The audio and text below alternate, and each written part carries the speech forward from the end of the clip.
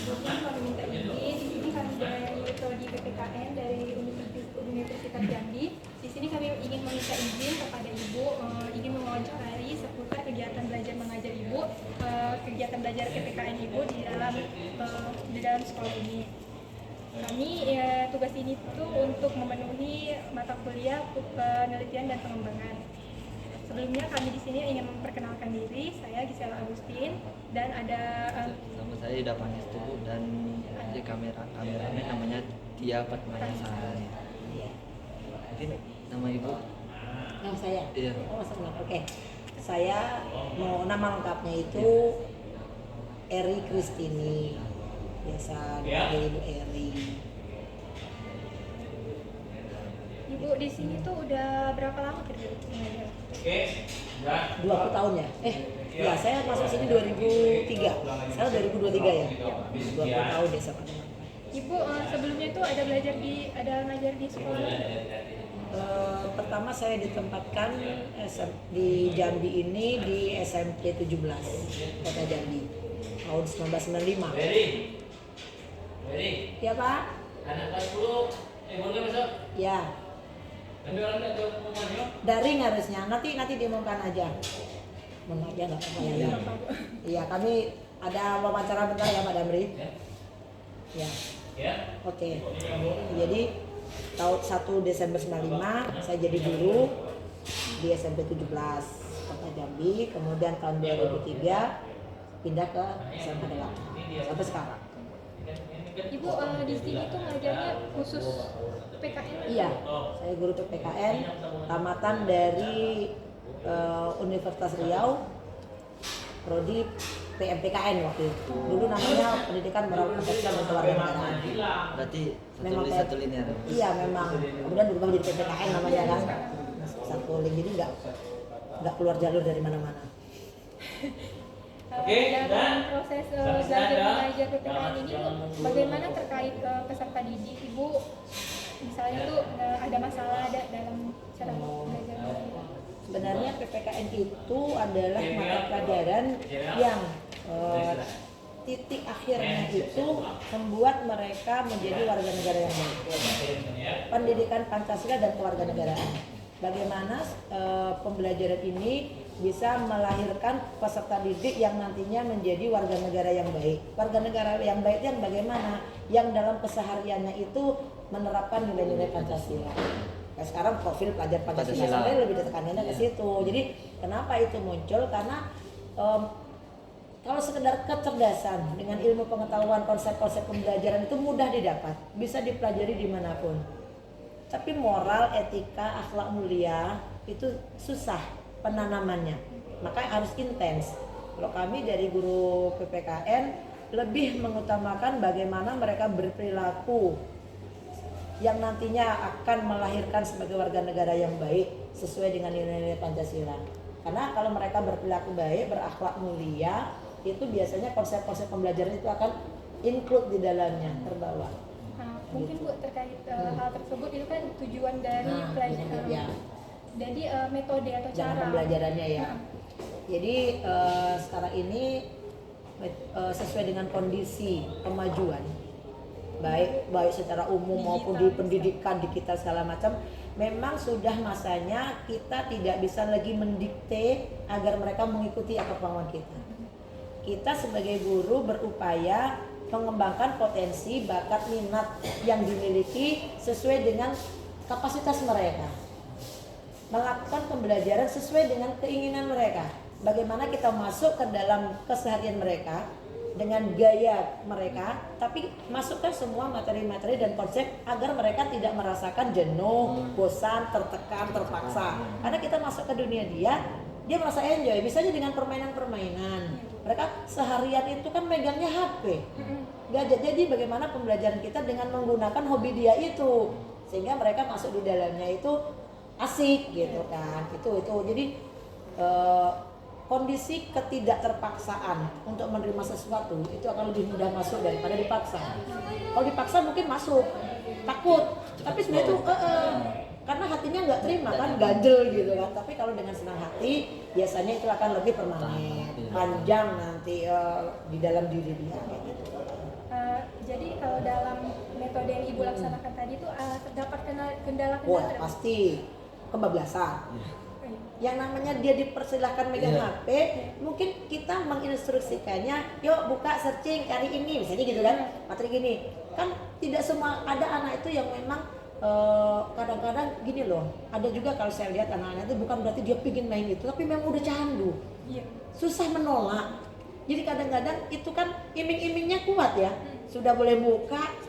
Ngerti, ketemu dia cari, waktu kita keliling dicari, tapi pada akhirnya udah ketemu, langsung dia pindah, haluannya pindah menjadi ML, kayak gitu kan biasanya, atau searching ke yang lain, atau mau live gitu, itu kendala, dan itu memang bakal muncul karena memang berdekatan dengan pola yang kita gunakan karena mereka memang menggunakan gadgetnya gitu untuk membuka, tapi itulah fungsi kita untuk mampu mengelola. Itu nanti pengelolaan namanya, pengelolaan kelas. Bagaimana kita mengelola kelas sehingga mereka itu tidak kebablasan dalam pembelajaran itu. Ya kita keliling, kita nengok, pasti mereka harus ada pengawasan. Kalau tidak, kalau kita asik di depan, mereka ya udah mereka sendiri, apa kata kita, apa kata mereka berbeda jadinya begitu. Terkait kendala tersebut Bu, dari Ibu sendiri tuh ada cara dong Bu? Ya, jelas. Yang pertama tentu kita harus merancang berbagai instrumen sebagai instruksi apa yang mereka lakukan. Jangan berikan mereka kesempatan lama dengan membuka gadgetnya. Misalnya kita kan pembelajaran itu ada beberapa tujuan pembelajaran kan. Tujuan pembelajaran ini, yuk kita akan mencapai ini, kayak kita bisa cari searching segala macam. Oke, tutup. Mari kita diskusikan. Mereka akan mempresentasikan, mau ngomong. Karena kalau cuma baca, buka, mereka nggak ngerti juga apa maksudnya. Karena kebanyakan kasih tugas, mereka kan mencari kemudian ngopi cuman, nggak masuk ke otaknya. Nah kita belajarnya, oke ketemu, sudah tutup. Sampaikan dengan kemampuan Anda sendiri. Udah ditangkap, ngerti apa maksudnya, silahkan dibuat dengan versi Anda. Itulah dasarnya begitu. Dengan begitu kita mengontrol artinya. Kita berikan mereka kebebasan tapi kita kontrol. Kalau tidak begitu, kalau cari kemudian, sampai 2 jam pelajaran, ya udah nggak ketemu itu jawaban begitu. Dalam kemampuan siswa, kemampuan peserta didik bagaimana? Nah, kemampuan peserta didik itu memang beragam. Ada pembelajaran, makanya kalau nanti di kurikulum Merdeka ada pola pembelajaran diferensiasi. Bukan membeda-bedakan, tapi kita memberikan pembelajaran itu sesuai dengan kapasitas kompetensi mereka masing-masing. Itu diferensiasi. Jadi ada yang memang sangat cepat, ada yang sedang, ada yang memang nggak ngerti-ngerti. Kan ada kayak gitu. Jadi rata-rata kalau sekarang saya lihat kendala anak itu kalau saya berikan pembelajaran penalarannya kurang mantap itu karena literasinya. Pada dasarnya literasi kurang. Karena anak itu buka HP seharusnya banyak literasi, mereka terjebak hanya ke hiburan. TikTok, iya kan? Kemudian Wattpad, kemudian jelas game online itu kan. Jadi mereka terjebak situ, bukan berarti itu tidak memberikan ilmu. Itu banyak juga ilmu sebenarnya. Tapi mereka belum sampai ke tahap menangkap ilmu dari itu. Banyak ilmu di situ, cuman mereka belum sampai situ, baru menikmati doang. Nah, belum sampai ke situ. Jadi literasi yang rendah. Jadi kita selalu mengarahkan, menganjurkan mereka untuk memperluas wawasan. Karena dengan semakin banyak literasi, wawasan luas, nalarnya makin berkembang. Jadi makin cepat dia. Terbukti misalnya kita menyampaikan hal-hal dia nggak ngerti apa maksudnya, karena apa? Dia nggak ngerti itu kosakata apa. Kebanyakan begitu. Kenapa kosakata itu nggak tahu, istilah itu nggak tahu, kurang membaca itu tadi. Jadi memang harus selalu jalan keluarnya memang melatih mereka terus. Dia searching cari, nanti baru nalarkan harus begitu. Karena jadi saya kebanyakan saya tidak textbook, tidak apa yang ada di buku, tapi bagaimana mereka mengungkapkan idenya. Bagaimana mereka mengungkapkan pemikiran-pemikirannya terhadap suatu kondisi. Ini kasus, yuk jelasin. Ini saya kayak gini, ini contoh kerjaan dia. Ini banyak pola berkelompok tentang persatuan-kesatuan segala macam. Terserah mereka idenya apa saja. Di bahasa gini, jelaskan dengan versi mereka. Mereka akan banyak paparan. Atau yang audiennya nengok, silakan apresiasi. Menurut Anda ini apa? Kenapa mau jawab begitu? Jadi hal-hal yang ringan yang saya berikan, yang mereka pasti bisa, tapi berani mengungkapkan. Karena anak kita ini kan 2 tahun lolos ya, online pun nggak tahu apa-apa. Bener nih, maaf ngomong. Karena kadang kan tugas tugas. Kalaupun gurunya nge-zoom berapa yang hadir? Kadang-kadang gurunya ngomong sama tembok. Orangnya di iya kan? Nah, jadi begitu masuk offline kan kelabakan dia. Kelabakan harus begini. Nah, kita juga harus tahu itu.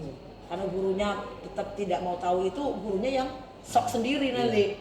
Nah, nggak tahu apa-apa, aduh kan pening gitu kan. Nah, kita harus tahu yang itu bagaimana perlahan-lahan, memang harus pelan-pelan lagi mengembalikan. Dan alhamdulillah dengan pola seperti itu kayaknya mereka kreatifnya tinggi. Mereka mampu untuk melakukan hal-hal asalkan kita memberikan instruksi yang jelas. Nanti jadi guru itu bukan memberikan jawaban yang ditanya anak. Guru yang hebat itu bukannya kalau murid nanya langsung jawab, itu yang makin pintar gurunya. Iya. Tapi guru yang hebat itu yang mampu mengarahkan mereka menemukan sendiri jawaban dari pertanyaan yang ada. Kita ngarahin aja, kasih clue gitu kan. Nah, mereka akan menemukan sendiri. Itu namanya belajar. Kalau mereka bertanya guru menjawab itu nggak belajar. Yang belajar gurunya. Gurunya nanya doang, jawabannya lupa juga. Apa jawab gurunya? Apa itu ya gitu kan. Tapi kalau mereka sendiri yang menjawab walaupun salah, nanti akan ingat, oh kemarin aku jawab itu salah ya. Berarti benernya yang mana kemarin itu ya, akan begitu. Itu yang kita tanamkan ke anak-anak kalau jadi guru nanti seperti itu. Mungkin kan tadi udah Ibu jelaskan mengenai kemampuan siswa yang berbeda-beda. Dan jadi itu tuh termasuk menjadi masalah atau kendala. Iya dong. Jadi bagaimana sih cara mengatasinya kan dari kemampuan yang berbeda-beda tuh cara mengatasinya pun secara berbeda-beda. Ibu ngajar di kelas tuh gimana? Iya, di kelas itu kan dia kan Beda-beda. tetap beda-beda. Jadi gini, kita nggak bisa berpatok kepada yang bagus saja. Nggak bisa dari yang paling rendah. Kita selama ini seringkali justru konsentrasinya kepada yang paling lambat. Wih, gimana supaya dia bisa mengejar? Nah, yang terabaikan yang tinggi, boring dia macam-macam. Ngerasain kan? Kamu udah ngerti nih, sekali guru jelasin ngerti, ini nggak ngerti itu berulang-ulang, sakit hati kan? Bosan nih kan? Pindahnya itu benar tadi nggak ngerti kan gitu. Jadi itulah di situ nanti ada yang namanya remedi, pengayaan. Nah, jadi kita berikan kegiatan yang lebih menantang kepada mereka yang sudah paham. Yang belum pun kita harus fasilitasi. Harus, misalnya uji pertama, kita belajar nih, ada pretest. Kasih soal yang paling gampang aja dulu di pertama itu. Misalnya, saya kasih contoh suatu kasus. Ini sebenarnya pengamalan sila keberapa? Pasti tahu kan? Nah, kalau anak didik dipancing dengan menjawab soal pertanyaan pertama aja dia ngerti, dia semangat tuh yang selanjutnya. Tapi kalau pertama udah nggak ngerti dia, nggak mau ikut dia lagi. Apa dia di pertama berapa penting kayak gini gitu kan? Jadi salah satu trik. Berarti yang mudah dulu. Yang mudah dulu, nanti baru meningkat nanti. Akhirnya mereka nanti jadi akan ikut terlatih juga. Itu pertama. Yang kedua, bikin dalam suatu kelompok di mana kelompoknya itu ya tidak satu kondisi yang sama, tidak homogen, cari yang heterogen, ada yang mampu, ada yang sedang, ada yang lemah. Ternyata kadang-kadang begini, dibagi kelompok, nggak mau dia harus gini-gini, dia tidak sadar ternyata kawannya itu memiliki kapasitas kayak gini kan, dia otaknya mungkin malas mikir, tapi dia kreatif, dia punya ide kan gitu, setiap orang itu punya kelebihan. Nah jadi itu yang kita tanamkan itu dan harus selalu saya gaungkan di kelas, bagaimana menghargai orang lain. Jangan pernah merendahkan orang lain karena setiap orang itu pasti punya kelebihan. Tuhan itu pasti memberikan kelebihan ke setiap orang. Dan kamu tidak punya hak sedikit pun untuk merendahkan orang lain. Karena semua itu sama penciptanya. Kalau kamu merendahkan orang, berarti kamu merendahkan penciptanya. Gak sanggup kan kita? Jadi itu yang perlu. Itu dan anak-anak itu selama ini yang ibu ngajar nih, rata-rata mereka sekarang yang merasa mereka sangat tidak mampu, rendah di kelas gak ada. Jadi mereka karena mereka berupaya, saya juga punya kualitas kok di bidang saya sendiri, itu yang harus kita tanamkan. Dan kenyataannya memang begitu. Kawannya bisa melihat bahwasanya si A yang lolos ini kelebihannya ini pasti ada. Jadi dengan sama-sama melihat itu dia kompak. Itu yang kita tanamkan. Apakah ini, tadi kan ibu bilang kan pembagiannya itu sama rata. Berarti ibu materinya dari mana? Apakah dari? Maksudnya sama rata? Kan tadi kan dibagi kelompok. Nah, itu di awal saja. Ranking itu bukan dari ranking. Nah, awal-awal saja kita kan punya pemetaan kondisi anak. Tahu lah dari guru sebelumnya juga kita tahu kemana mereka. Jadi bukan kemampuan itu tidak bisa dinilai hanya dari nilainya. Karena nilai itu dari mana-mana. Nggak tahu kita kan, nggak tahu. Tapi dari keseharian. Orang yang nilainya rendah dari itu semua. Tapi saya lihat antusias dia belajar, dia mengungkapkan segala macam. Itu berarti memiliki kapasitas tinggi. Ada anak-anak itu sebenarnya mereka belum maju karena belum ketemu dengan yang membimbing yang pas. Belum menemukan bakat, kenapa nggak ketemu kan gitu kan. Jadi setelah saya lihat awalnya mungkin gini gitu kan mereka belum, saya juga belum kenal. Tapi di belakang di penghujung mau pakai cara apapun saya membagi mereka no problem. Mau main undian, saya tidak ada ini. Akhirnya karena mereka saya anggap sama rata dengan semuanya, saya nggak pengen membagi. Atau kadang-kadang awalnya gini, angkat tangan yang mau jadi ketua, ada aja nanti yang mau jadi ketua. Oke, 6 orang, gitu kan? Awalnya, yuk milih satu, milih kawan dia siapa, milih satu-satu dapat sesuai, kan itu akan diskusi dia supaya tidak boring dia sebagai pemimpin. Baru nanti yang lainnya kita bagi. Nah, kalau misalnya langsung di awal-awal langsung kamu dengan ini, dia nggak kenal satu pun repot kan? Tapi kalau ada satu aja kawan ngomong, nanti yang lainnya akan, nah ini kan kawan juga dengan ini, bukan berarti dia harus berdua aja ngomong, dia akan berkembang. Jadi yang ditanamkan itu yang namanya diskusi itu yang paling utama. Sering kan kalau PPK kan diskusi dulu. Iya. Kenapa? Karena persatuan itu penting. Kemudian melatih kita bersosialisasi dengan cara seperti itu. Bagaimana menahan diri, bagaimana mengangkat orang lain, penting di situ. Jadi yang penting sebenarnya diskusi itu bukan hasilnya, bagaimana proses mereka dengan orang lain. Itu situ sangat, kalau memang betul-betul kita menerapkannya seperti itu di bawah pantauan kita, jangan sampai mereka diskusi kita tinggal, cuma ada proses yang paling penting itu mereka akan berhasil. Oke, polanya seperti itu. Kalau sekarang lah aman, misalnya udah terakhir fase 2 gini kan, mau siapa aja mau kelompok mana aja mau apa mereka, udah saling ini kan. Mungkin dalam kegiatan diskusi tersebut Bu, kan ada sesuatu, ada yang pintar, ada yang kemampuannya agak kurang. Jadi Iya. mungkin dalam diskusi kalau yang pintar itu pintar, kebanyakan yang ngomong. Jadi yang di bawah ini tuh dia kayak boring juga Bu. Mungkin caranya tuh bagaimana supaya siswa tersebut tuh bisa tergerak untuk mengungkapkan, mungkin contohnya tuh bisa dari misalnya secara permainan kan, jadi bisa semua siswa tuh bisa untuk bisa mengungkapkan pendapatnya masing-masing. Bagus, boleh seperti itu. Saya yang efektif selama ini, saya kalau misalnya diskusi, nanti yang mau presentasi di lab ya. Jadi mereka tidak menentukan siapa yang mau presentasi di kelompoknya. Karena kalau udah menentukan, mereka kamu tukang presentasi ya, karena tukang presentasi ya, udah pokoknya ikut aja nanti saya nampil, kan gitu. Saya enggak. Nanti siapa mau presentasi, itu undiannya dari saya. Jadi mereka semua harus belajar, harus paham dengan siapapun, iya. dan yang merasa mampu akan ngajarin, karena nilainya kan bersama dari kelompok, ditentukan gitu. Nah gitu, jadi mereka akan terlatih. Awalnya mungkin aku nggak bisa gini awalnya, tapi karena ada rasa tanggung jawab, kan dilatihkan. Saya nggak penting hasilnya nanti ini profesor hebat, enggak. Mereka udah mau maju mewakili kelompok itu, rasa tanggung jawab ditanggung, kayak gitu kan. Ngomongnya kok kayak gitu payah, memang orang perlu belajar, tidak semua orang bisa ngomong kayak gitu. Jadi banyak cara, itu pertama. Yang kedua mungkin nanti juga kerjaannya sesuai dengan kemampuan mereka ya gitu, jadi mereka terasa dihargai. Ini mah tukang ngomongnya, nanti dia tukang tulisnya, ini tukang punya ide macam-macam. Jadi yang penting itu kita mengajar agar mereka antusias adalah variasi mengajar, selalu berbeda, walaupun sama-sama diskusi kelompok selalu berbeda caranya. Ya mungkin variasi itu seperti apa? Mungkin kan di era digital sekarang ini kan mahasiswa tuh tentu banyak berpatok kepada gadget. Iya. Jadi mungkin bagaimana sih solusi dari ibu atau cara misalnya dari digital, dari HP bisa membuat permainan atau bagaimana ibu malah memilih dengan media pembelajaran yang konvensional? Sebenarnya gini loh, konvensional ataupun yang digital sekarang itu dipadu-padan. Mutlak digital doang nggak bisa, konvensional juga boring, atau anak muda. Jadi kita padu-padankan bagaimana pola atau bisa ya dalam belajar. Maka diskusi itu konvensional itu sangat mumpuni. Dalam diskusi dia bisa pakai ide, dia akan searching, tetap akan mencari ya, segala macam gitu kan. Nah bagaimana mereka mengkolaborasikan menjadi sesuatu yang hasilnya maksimal, karena manusia itu biasanya dasarnya itu kan dari contoh. Kalau ada contoh cepat dia tahu, kalau nggak ada contohnya nggak ngerti apa-apa.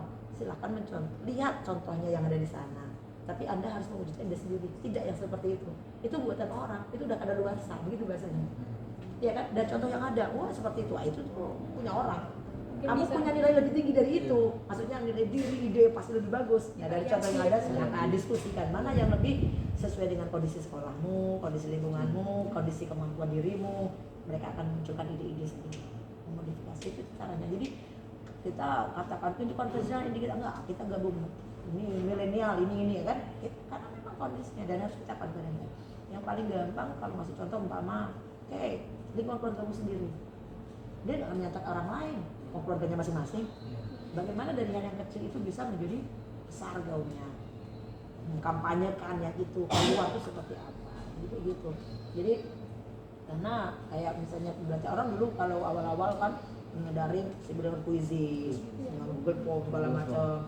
Ya batas itu hanya bisa kita lakukan hanya untuk menilai pembelajarannya doang, ilmunya doang, perilakunya gimana nggak tahu kan, moralnya, akhlaknya. Itu tuh nanti kuncinya juga banyak, baru kita plotting quizzes berapa detik kemudian kan lengkap jawabannya kan. Cuma kan, jadi bukan berarti kita tidak mau seperti itu. Kalau sekedar main-main sebenarnya ini nggak apa-apa gitu. Tapi kita mencoba walaupun pagi itu kita cari trik-trik yang lain, tidak meninggalkan digital ini, tapi kita tetap yang paling penting itu memang untuk akhlak itu paling utama. Ya cerdas, terampil, akhlak mulia itu sependapat gitu. Jadi harapannya itu karena mereka kalau sehebat apapun tidak ada akhlak apa gunanya. Terampilnya luar biasa tapi akhlaknya itu apa? Berakhlak tinggi tapi bodoh dikerjain orang. Yang berakhlak tinggi tapi nggak terampil nggak bisa ngapa-ngapain gitu. Emang berkaitan manusia seutuhnya seperti itu. Ya kan?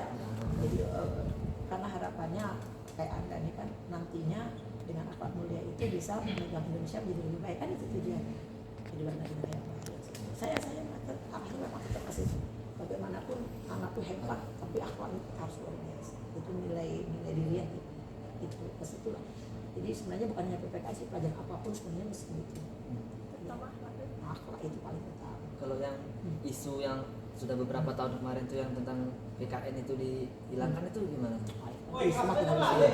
Kalau bagi saya dengan adanya isu itu anggap cermin ataupun untuk kita introspeksi. Kenapa mau dihapuskan? Mungkin mereka tidak puas dengan hasil hasil kinerja. Maunya tuh PKN begini, tapi kok tidak jadi begini? menghasilkan. Bisa dia begitu. Karena yang memandang, karena kondisi kita itu yang bisa menilai kan orang di luar diri kita. Kalau kita menilai diri kita mau bagus terus. Nah, jadi kritikan, introspeksi yang harus kita lakukan dari luar itu penting untuk memperbaiki diri. Dan kenyataannya sampai sekarang kan masih tetap eksis ya. Gitu. Diganti jadi kalau sekarang kan 10 namanya kan pendidikan Pancasila. Dan beda. PP aja, pendidikan Pancasila. Apapun namanya, kalau kami sebagai guru PPKN, apapun namanya, itu intinya adalah tetap agar warga negara Indonesia itu selalu dasar hidupnya adalah Pancasila. Namanya Maha Esa, manusia yang beradab, dia kan kapan orang dikatakan beradab? Karena dia berketuhanan. Orang yang tidak mengaku itu tidak beradab. Ya. Kalau orang beradab itu dia menghargai orang lain. Karena menghargai orang lain dia bisa bersatu dengan orang. Karena bersatu dia bisa bermusyawarah, menghasilkan kesepakatan. Hasil musyawarah kalau dikerjakan bersama jadi adil. Gitu. Kolaborasi. Jadi manusia makanya dari awal itu penting adalah percaya pada Tuhan, beragama. Karena orang beragama dia berakhlak. Akhlak mulia baru bisa memberikan sampai ke bawah. Kalau pemain Indonesia bisa adil kalau orangnya tidak berakhlak. Ya kan? Iya. Dia tidak beragama, tidak mengaku agama, tidak percaya pada Tuhan. Bisa adil. Hanya mementingkan diri sendiri kan? Mungkin percaya tetapi tidak mengimani. Iya lah di situ doang. Iya. Karena yang dikatakan Percaya. ketuhanan yang Maha Esa itu kan dalam. Iya. Ya, religius. Apa itu religius? Religius itu apabila segala perilakunya dalam keseharian itu dasarnya adalah agama. Kalau ada yang dilakukan tidak dasar agama bukan religius. Iya. mungkin sekian wawancara dari kami Bu. Mungkin kan kemarin kan ada dosen kami tuh ngasih tugas ke kami, tugas ke kelas tuh cari menurut bagaimana pendapat kalian tuh tentang pendidikan PKN ini minatnya kurang. Apakah ibu setuju dengan Maksudnya dengan anak-anaknya? dengan dosen itu Bu? Maksudnya itu kan dosen itu kan memberi statement bahwa pendidikan Pancasila tuh minatnya kurang Bu. Minat yang mau masuk ke perguruan tinggi atau minat anak yang belajar PKN? Nah itu juga kami kan belum paham juga. Mungkin minat untuk belajar di kampus. Iya. Nah, iya, kalau saya Apakah ibu setuju atau kurang? Kalau saya sih minat tidak anak-anak dengan pembelajaran itu tergantung, misalnya kalau di sekolah tergantung gurunya. Jadi maka saya katakan sini guru itu yang penting sekarang adalah bagaimana menarik minat anaknya untuk senang dengan dia. Pelajaran apapun, ya gitu. Karena apa? Orang tahunya selama ini mungkin bahasa konvensional tadi banyak sekali ketemunya PPKN cuma diskusi ruang, udah belajar dewe, aja ini nggak enak nian gurunya ceramah gitu kan, nggak ada asik-asiknya gitu. Nah Di situ perlunya Anda nanti sebagai guru yang memberikan pendidikan Pancasila segala macam, bagaimana kita dengan kreativitas berpikir kita membuat mereka itu memang ingin mendalami pembelajaran nilai-nilai Pancasila ini. Tugas dari guru, tugas kita. Soal mereka suka atau tidak, itu makanya kalau banyak yang nggak suka mungkin saja. Kenapa? Karena dia tuh tidak tertarik kan? Kenapa bisa tidak tertarik coba? Berpikir. Karena mau nonton gitu, bosenin gitu kan? Coba kalau gurunya nggak bosan. Berarti masalah Bisa kita tantang, yuk pergi kelas 12 nih, saya belajarnya kelas 1 sampai 6. Tanya yang nggak suka belajar PPKN dengan saya. Bagaimana belajar PPKN? Enak enggak? Suka enggak? Gitu kan? Dengan ibu. Gitu. Saya bukan sombong. Maksudnya saya bukan hebat, saya bukan ngajak ini. Kalau di observasi ya, jam pertama jam kosong pun, jam terakhir saya ngajak, mau dia nunggu. Kenapa? Anggap saja belajar PPKN itu refreshing. Dia butuh refreshing dalam seminggu gitu kan. Dari fisika, kimia, biologi. Oh, ini asik dengan PPKN. Nah, dari bermain itulah, dari rasa refreshing santai dia, itu dari masukkan nilai-nilai Pancasila tadi itu dalam pembelajaran, termasuk konsep, termasuk. Kalau dikatakan banyak yang nggak berminat, mungkin saja, tergantung mana yang di ini ya kan. Oke lah, kalau banyak nggak berminat, memang nggak berminat, cari. Juga misalnya sekolah nggak berminat, nggak berminat itu kan sebenarnya bukan karena pelajaran, karena yang membawakan ya kan. Mau apapun pelajarannya kan. Karena kita kan belum tahu juga apa yang nanti dipelajari. Begitu, ternyata ini itu pelajaran dari Anda bagaimana kita menjadi sosok yang disukai dimanapun, dalam kode apapun. Kalau kita berhadapan, berkomunikasi, bersilaturahmi, orang enak sih dengan kita. Kok nyambung sih? Kok enak ibu itu gitu kan? Jadi orang sukses. Jadi kuncinya orang sukses itu bukan yang banyak duit, bukan menjadi pejabat, tapi orang yang bermanfaat bagi orang lain. Orang yang dibutuhkan, ditunggu dulu kehadirannya. Orang yang sedih apabila dia tidak ada pada kondisi tertentu kan gitu kan? Itu aja. Bagaimana orang berhubungan dengan kita, orang perlu dengan kita, tapi terfasilitasi oleh kita. Orang enak kalau ketemu dengan kita, enak lah dengan ibu tuh. Ternyata menjadi orang yang seperti itu udah kesuksesan dalam bersosialisasi di mana-mana. Kalau trik and trik ibu itu kan gimana? Di bagian biar disukai kan kami kan juga. Saya tampil apa adanya aja. Saya seperti ini begini gitu. Gaya bicara ibu apakah jadi gini? Maksudnya tuh gaya bicara ibu ini berarti sama dengan gaya bicara siswa. Kita harus menyesuaikan. mempelajari yang paling penting, makanya ada bahasa situ pemetaan. Ada di waktu Anda nanti menyusun perangkat pembelajaran, yang pertama sekali apa situ bahwasanya rancangan kita itu sesuai dengan kondisi peserta didik kita. Iya kan? Tahu karakter peserta didik sesuai dengan karakter peserta didiknya. Jangan memberikan pembelajaran dengan cara yang sama di kelas yang berbeda, karena anaknya berbeda. Di kelas kita 1 saya ngajar itu mereka super pendiam, tidak ngomong. Karena apa? Dia takut kalau ngomong salah. Dia berpikirnya dulu supaya apa yang diomongkannya itu nanti keren di mata kawannya, beban gitu kan? Karena dianggapnya satu itu keren. Udah kayak IPA 2 sampai dia bisa coba mereka jedar ngomong apa saja, santai enak. Kan beda kan? Pembelajarannya pasti beda di dunia ini. Mereka sangat satu kelas. Kenapa? Mereka tidak butuh di tekanan segala macam yang kita sampaikan, dan itu lebih oke. Bulan lebih banyak supaya tempatnya seperti itu kan. Tapi kan nggak mungkin kita meninggalkan. Nah dibikin yang di paduan seperti apa nggak bisa. Belum lagi kelas yang lain. Ribut ngomong. Yang penting omongannya tak. Nggak boleh itu marah kan. Saya selalu support. Jadi kuncinya adalah kita jangan pernah memandang rendah siapapun yang ada di depan kita. Meskipun anak kita sendiri di rumah, meskipun adik kita, tetangga kita, atau orang yang di bawah kita pendidikannya, karena semua orang itu pasti punya kualitas yang lebih dari kita di bidang tertentu.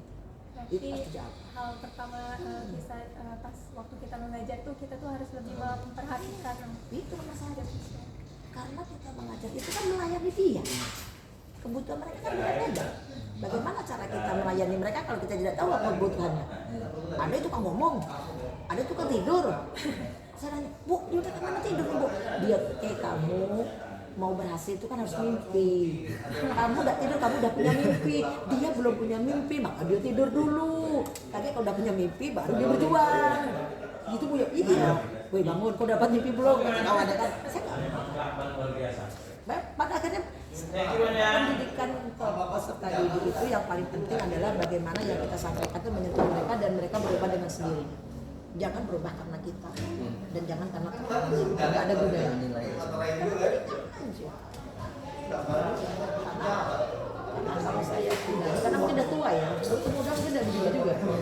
Kalau saya sekarang berpikirnya mudah-mudahan yang saya lakukan ini menjadikan mereka anak yang lebih luar biasa. Harus begitu. Nggak bisa. Kalau kita tuh orang yang besar udah panas kemarin udah banyak pasti ilmu dari saya. Saya kuliah juga cuma tahun berapa coba? 94 saya tambah lah, beda ilmunya kan. Yang Anda dapatkan sekarang jauh lebih dari saya.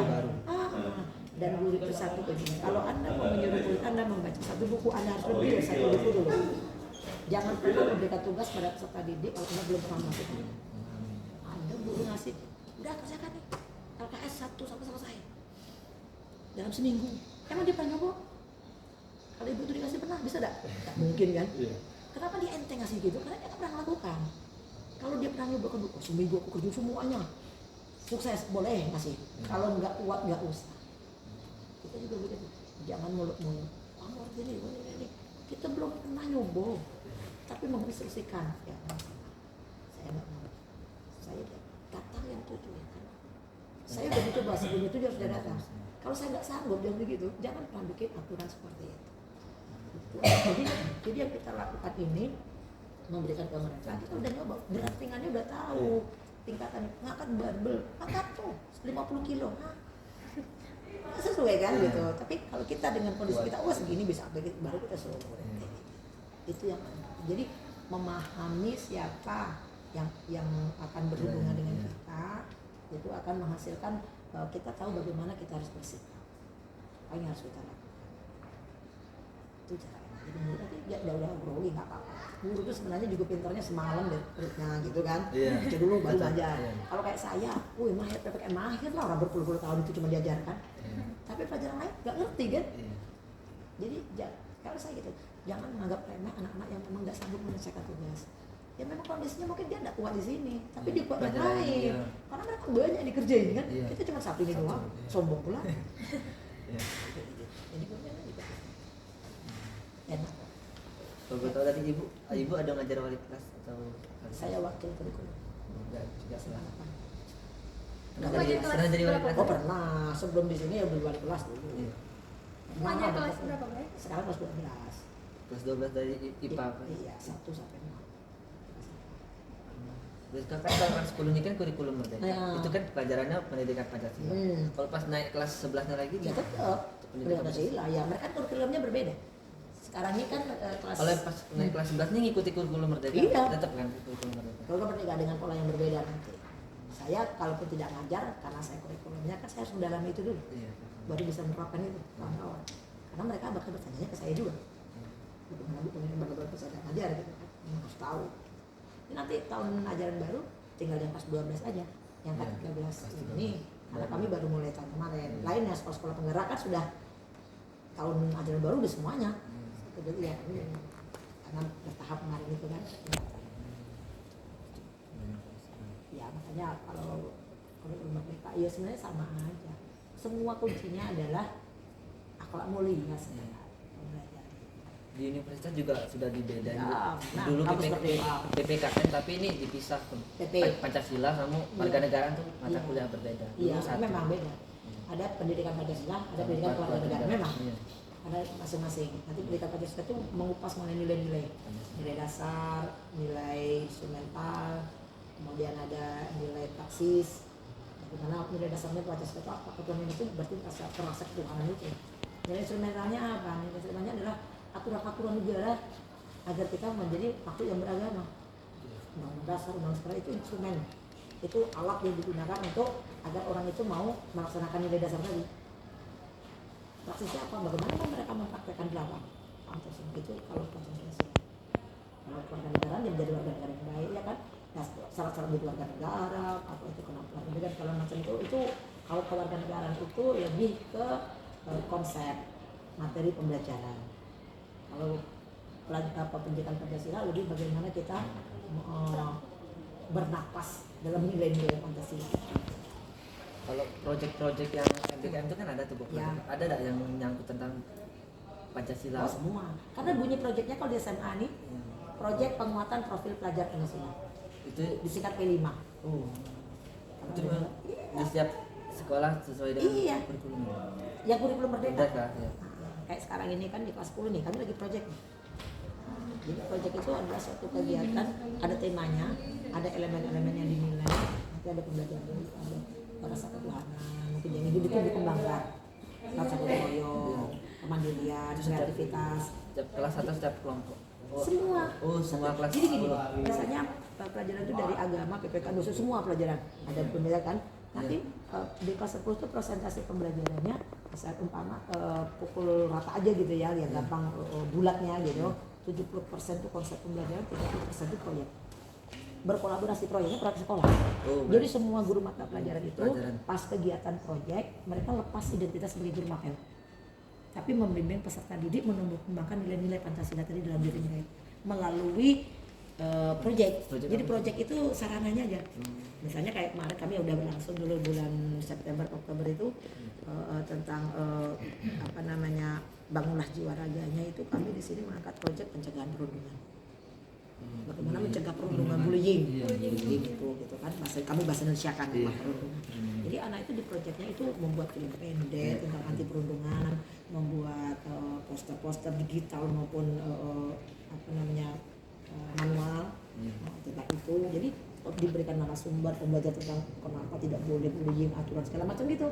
Nah di situ dalam waktu dia proyek membuat berbagai produk anti perundungan itu buku mengerasa bahwasanya menghargai orang itu penting, bahwa kita perlu berdamai dengan orang, bahwa semua orang itu tidak ada bedanya. Nah itu yang ditanamkan begitu. Jadi semua guru membimbing peserta didik bukan lagi pelajaran. Guru fisika nggak ngajar fisika di proyek itu, tapi mengajarkan tentang bagaimana nilai-nilai itu. Boleh juga dia pakai dasarnya fisika apa ya?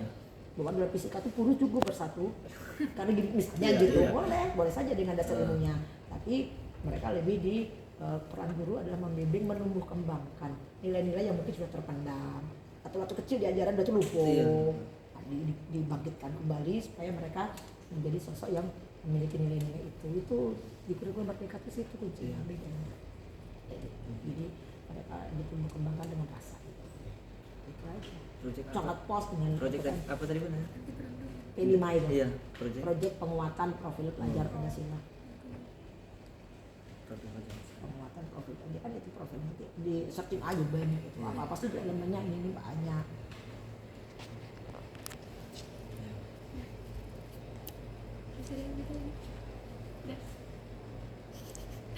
Mungkin sekian Bu wawancaranya. Terima kasih atas waktu yang telah diberikan serta saran, masukan dan pendapat Ibu yang sangat berguna bagi kami tentunya. Ya, alhamdulillah. Ya kan? Ini kan sarana silaturahmi, ilmu itu bisa didapatkan dari mana saja. Dengan kehadiran adik gini juga mungkin saya yang awalnya lupa jadi ingat lagi, ya kan? Dan nanti juga akan mendapatkan banyak pembelajaran dari anak muda karena belajar itu bisa di mana saja dengan siapa saja. Ya. Oke. Terima kasih Bu. Terima kasih Bu. Assalamualaikum. Waalaikumsalam. Boleh betul. Boleh.